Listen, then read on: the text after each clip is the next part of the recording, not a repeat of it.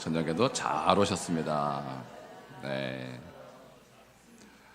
오늘 찬양 예배 드리면서 성막에서 우리 만나는 예수 그리스도에 대해서 말씀드리고 있습니다. 오늘이 제가 기억하기는 네 번째 성막에 관한 말씀을 드리는데요. 첫 번째 아주 오래된 얘기인데 기억이 나실지 모르겠습니다. 먼저 성막 문에서 만나는 예수 그리스도, 두 번째는 성막 울타리에서 만난 예수 그리스도, 그리고 지난달에는 번제단에서 만난 예수 그리스도에 대해서 말씀드렸고요. 오늘은 물두멍에서 만나는 예수 그리스도입니다. 여러분, 성막을 통해서 우리가 만나는 분은 누구십니까? 이제는 박자가 조금 맞는 것 같습니다. 여러분, 성막은 예수님을 상징합니다. 어디를 가든지 성막에는 예수님이 나타나는 것입니다. 오늘 물두멍, 이름이 좀 특이하죠? 물두멍. 성경에밖에 없는 단어입니다. 성경에 솔로몬 시대에는, 솔로몬 성전에서는 물두멍이라고 안 부르고요, 바다라고 불렀어요. 그러니까 오늘날로 말하면 대야입니다. 대야인데 성막에는 물두멍, 그리고 성전 시대는 바다라고 불렀습니다. 그 이유는 조금 이따 다시 설명을 드릴 텐데요. 먼저 물두멍이 어떻게 생기는지 모양을 한번 보도록 하겠습니다. 그야말로 대야입니다. 좀 크죠? 손 씻는 대야입니다. 물두멍의 뜻을 이렇게 해석을 해보니까 히브리어로 키오르라고 하는데, 물두멍의 뜻은 둥근, 도려낸 솥, 뭔가 둥글고 움푹 파여 있다, 솥같이 생겼다, 이런 의미로 이렇게 기록이 되어 있어요. 자, 그런데 이 성막에서 물두멍이 왜 필요한가? 도대체 물두멍의 용도는 뭔가 말씀을 드리려고 하는데요. 일단 물두멍을 무엇으로 만들었는지 그 재료에 대해서 말씀드리도록 하겠습니다. 자, 재료는요, 놋이에요. 여러분, 성막은 크게 놋, 그리고 금, 그리고 여러 가지 천, 이런 것들로 만들어졌는데, 놋은 무엇을 상징합니까? 십자가.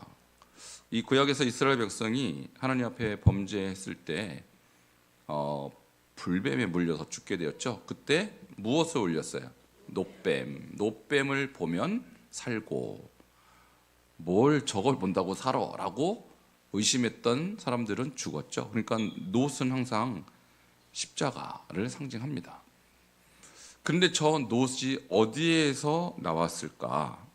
출애굽기 38장 8절에 보니까 놋으로 물두멍을 만드는데, 그 놋은 어디에서 왔냐면 여인들의 거울로 만들었다. 여러분, 지금은 거울이 유리로 되어 있지만 과거에는 놋으로 만들었습니다. 그러니까 여인들이 놋으로 만들었으니까 얼굴이 잘 보일까요? 잘 안 보일까요? 그래도 보려고 기를 썼다. 왜 그랬을까요? 어쨌든 이쁘게 좀 살아보려고 발악을 하는 거예요. 잘 보이지도 않는 거. 그런데 여인들은 그거라도 봐야 내가 지금 이쁜지 안 이쁜지 알 거 아닙니까? 근데 그걸 바치라 그러는데 바쳤어요. 할렐루야. 이건 금 바치는 것보다 더한 거예요.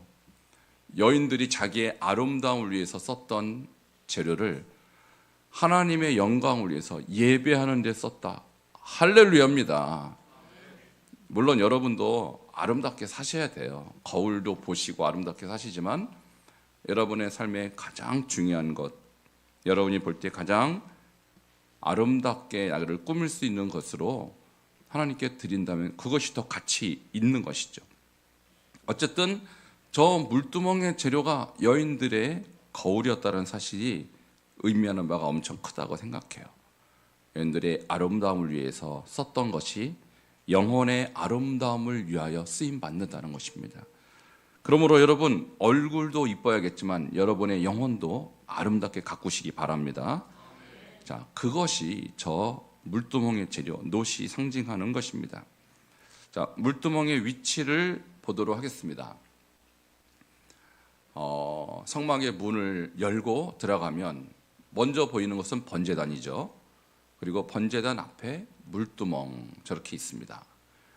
그러니까 오늘 본문에 보니까 너는 물두멍으로 놋을 만들고 그 받침도 놋으로 만들어 씻게 하되 무엇과 무엇 사이에 두라 그랬어요? 회막과 제단 사이. 회막은요, 저 뒤에 있는 천으로 덮어 씌운 곳이 회막이죠. 거기에 하나님의 임재가 있습니다.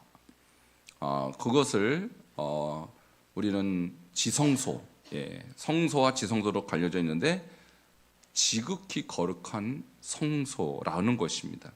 그런데 번제단에서 번제를 드렸음에도 불구하고 물도망 가서 한 번 더 씻어야 돼요. 굉장히 중요한 의미가 있죠. 그러니까 하나님의 거룩한 임재 앞에 나아갈 때 우리에게 정말로 중요한 것은 정결함이라는 거예요.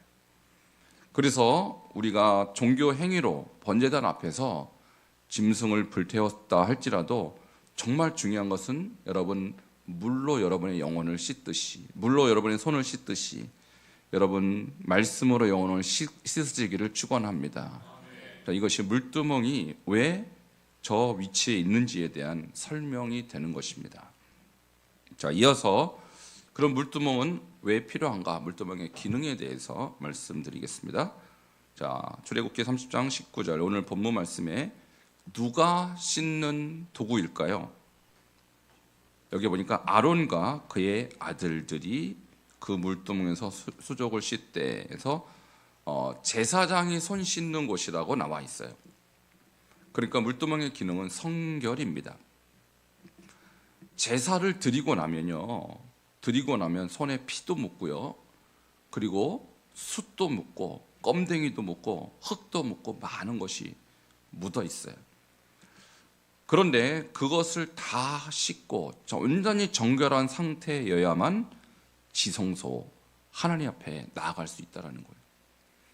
그러니까 우리가 예수님을 믿을 때요, 번제단에서 우리 죄를 회개합니다. 우리 죄를 다 불태우죠. 그럼에도 불구하고 여러분 살다 보면 죄를 짓습니까? 안 짓습니까? 여전히 짓죠. 그 죄는 우리가 바로 저 물두멍에서 다시 씻는 거예요. 그러니까 신앙생활은 크게 두 가지 단계의 회개가 있어요. 하나는 방향을 완전히 돌이키는 회개가 있어요. 그러니까 회개라는 말 자체가 유턴입니다. 가던 길을 돌아오는 거예요. 여러분 제가 전에 제가 광주를 가던 길인가요? 그런데 기차를 잘못 타고 부산 가는 걸 탔어요, 진짜로. 그럼 어떻게 해야 돼요? 중간에 내려야 돼.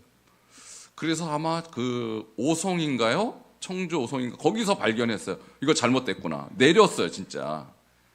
물론 다 남쪽이니까 거기서 내려서 가라만 타면 되는데 여러분 만일 방향이 여러분이 한 저 중간 대전쯤 했는데 정말 잘못 타갖고 서울 갈 사람이 부산으로 가면 어떻게 해야 됩니까? 돌아와야 돼. 그럴 때는 돌아와야 돼. 이게 유턴이에요. 이 유턴이 바로 회개라는 거예요. 그런데 회개하고도 돌아왔습니다. 돌이켰는데 중간에 넘어지고 자빠지고 흙 묻고 껌 묻고 뭐가 묻고 묻죠.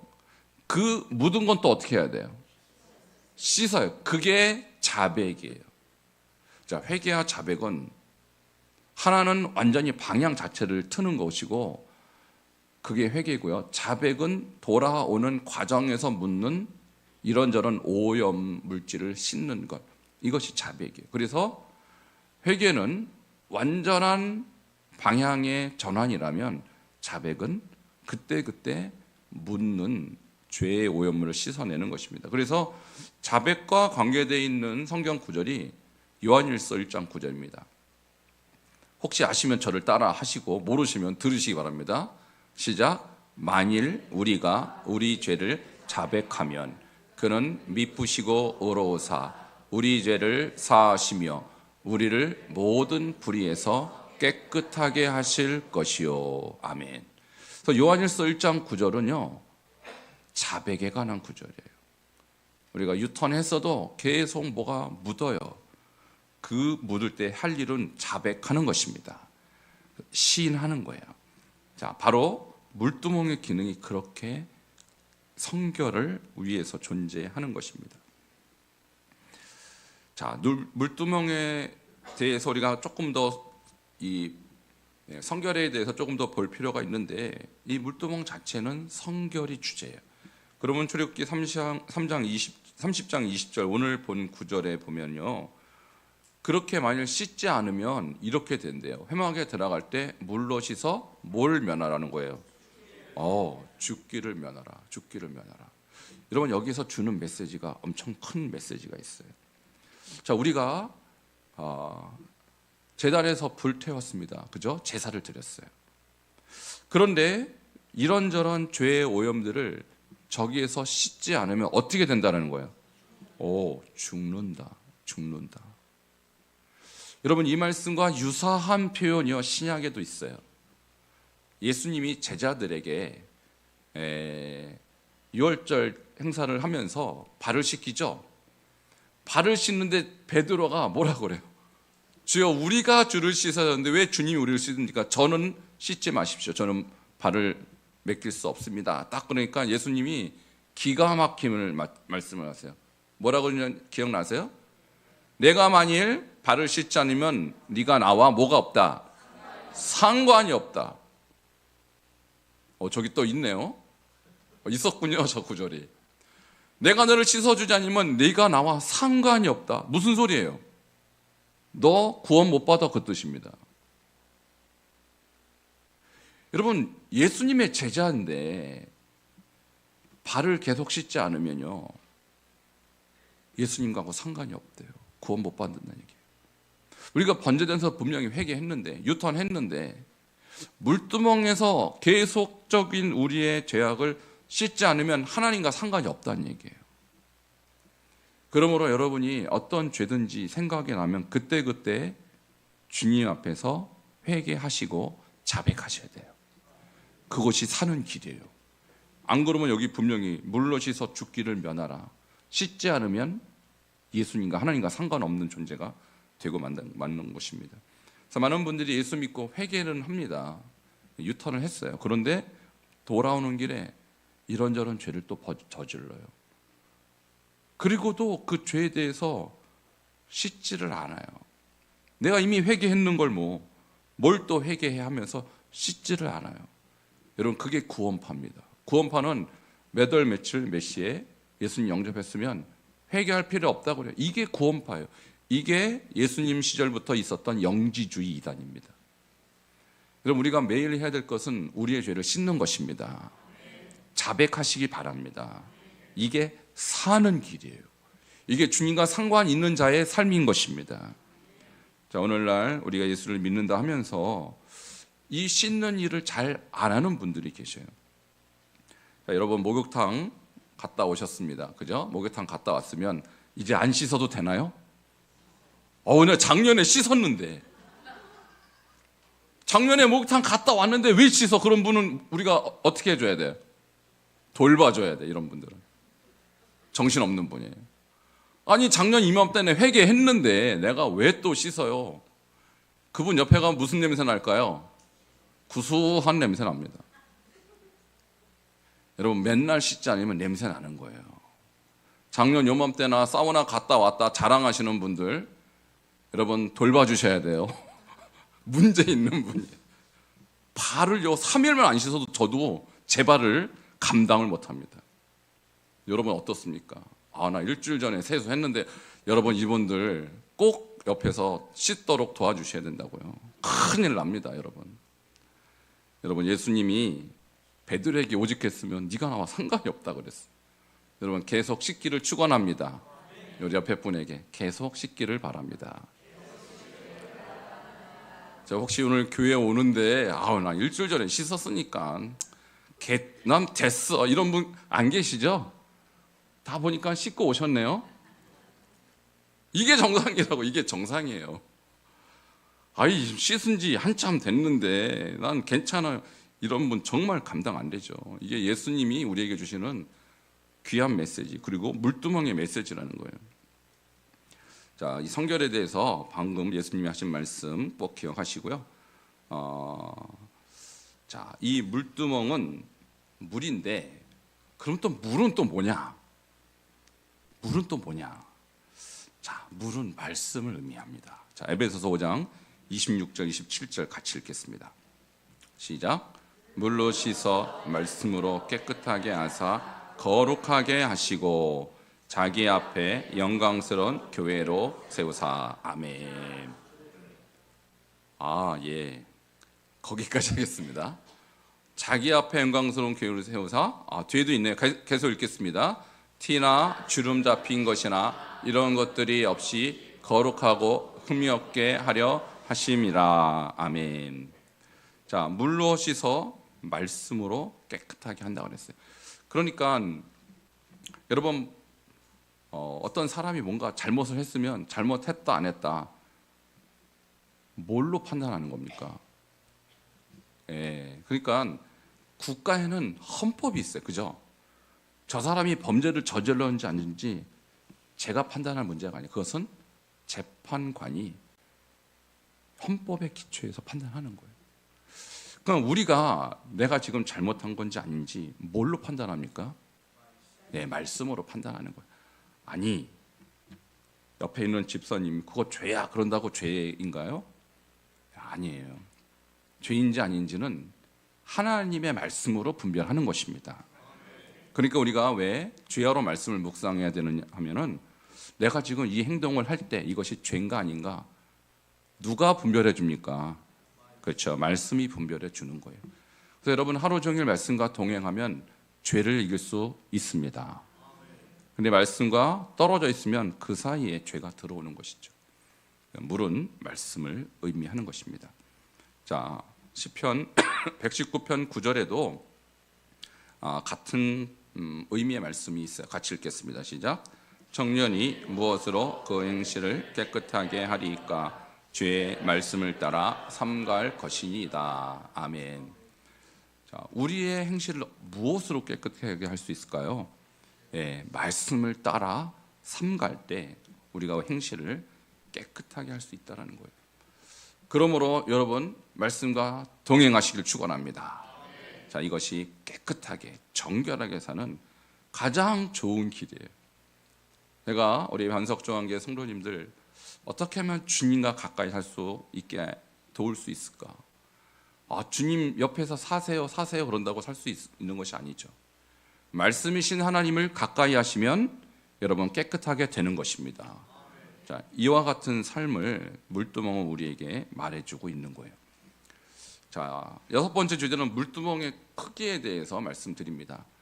여러분 물두멍의 크기가 제가 아무리 성경을 찾아봐도 규격이 안 나와요. 다른 것은 다 규격이 있죠. 근데 물두멍의 사이즈에 대한 언급이 없어요. 무엇을 의미할까요? 저는 이렇게 생각합니다. 물두멍에 치수가 없는 것은 예수 그리스도의 속죄의 은총이 무한하심을 암시하는 것입니다. 자, 이해가 되십니까? 무슨 말인지? 그러니까 물의 양이 정해져 있지 않다라는 거예요. 여러분 예수님의 보혈의 은혜 그리고 예수님이 우리 죄를 씻기시는 은총은 제한이 없습니다. 그러니까 나는 너무너무 더러워서 내 죄를 주님이 씻을 수 있을까요? 라고 의심하지 마시기 바랍니다. 예수님의 속죄의 은총은 제한이 없어요. 지구의 인구가 80억인데 저 물두멍에 물로 씻을 수 있을까요? 여러분 걱정하지 마세요. 물두멍에 치수가 없는 것은 우리 주님의 용서하심에는 제한이 없다는 뜻입니다. 그러므로 생각날 때마다 물두멍 앞에 말씀 앞에 나아가서 주님의 용서를 받으시길 축원합니다. 이게 물두멍의 크기에 대한 첫 번째 메시지고, 두 번째, 물두멍의 치수가 없는 것은 예수 그리스도의 축복이 무한하심을 암시하는 것입니다. 그래서 물두멍의 사이즈가 정해져 있다면 그것만큼만 뭔가 축복이 임하는 것인데 이것은 제한이 없는 거예요. 그러면 여러분은 하나님께 나아갈 때 여러분에게 주실 하나님의 은혜와 축복을 항상 기대하시기 바랍니다. 우리 하나님의 은혜와 축복은 유통기한이 없습니다. 그리고 그 분량에도 제한이 없습니다. 여러분 나아가면 나아갈수록, 그분을 찾으면 찾을수록 은혜와 축복이 함께할 줄 믿으시길 축원합니다. 자, 마지막 7번째 주제는요. 이렇게 물두멍에 나아간 사람들의 결과는 무엇일까요? 물론 구약 시대는 아론과 그의 아들들, 다시 말하면 제사장들에게만 물두멍에 손을 씻게 했습니다. 왜냐하면 그 지성소에 나아갈 사람은 제사장뿐이 없으니까. 그러나 신약 시대는 우리 모두가 제사장인 줄 믿으시기 바랍니다. 우리가 다 왕 같은 제사장이라고 기록이 되어 있죠. 이렇게 우리가 물두멍으로 나아가면, 다시 말하면 말씀으로 날마다 우리를 정결하게 하면 하나님의 임재가 우리 가운데 임하는 것입니다. 시편 24편 3절과 4절 같이 3절을 같이 읽겠습니다. 시작. 여호와의 산에 오를 자 누구며 거룩한 곳에 설 자가 누군고. 거기까지예요? 4절도 있어야 되는데. 있네요. 시작. 그 손이 깨끗하며 마음이 청결하며 뜻을 허탄한 데 두지 아니하며 거짓 맹세하지 아니하는 자로다. 아멘. 3절은 질문이죠. 여호와의 산에 노를 자가 누구며 그 거룩한 곳에 설 자가 누구인가? 라는 질문을 합니다. 여기서 여호와의 산이라는 것은 성전을 말하는 거예요. 그 거룩한 곳은 하나님의 임재를 말하는 거예요. 여러분, 누가 하나님의 거룩한 임재 앞에 설 수 있을까? 답이 4절에 있습니다. 바로 뭐가 깨끗한 자? 손이 깨끗한 자. 여기서 손이 깨끗하다는 것은 우리의 영혼이 깨끗하다는 거예요. 그러므로 우리가 말씀으로 우리 영혼을 정결케 하면 하나님의 임재가 여러분을 떠나지 않을 것입니다. 여러분, 이것이 가장 큰 축복이에요.